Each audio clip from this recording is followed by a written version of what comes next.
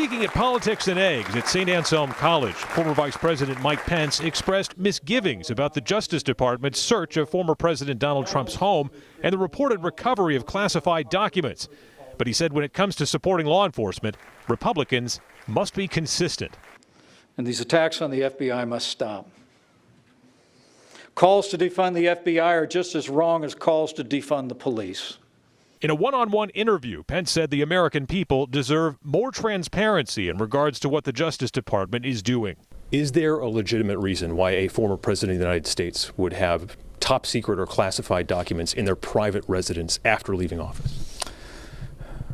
Well, Adam, let me say that, the president and I have had our differences, but like millions of Americans, I was deeply troubled with the news that a search warrant had been executed at the personal residence of a former president of the United States of America. We can hold Merrick Garland and the political appointees at the Justice Department accountable.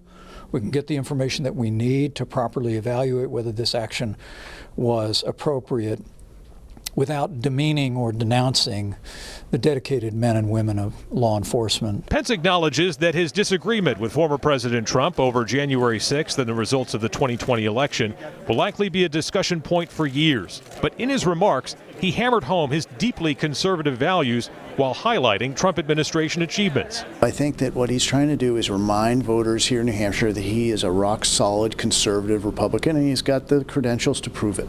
Adam Sexton, WMUR News 9.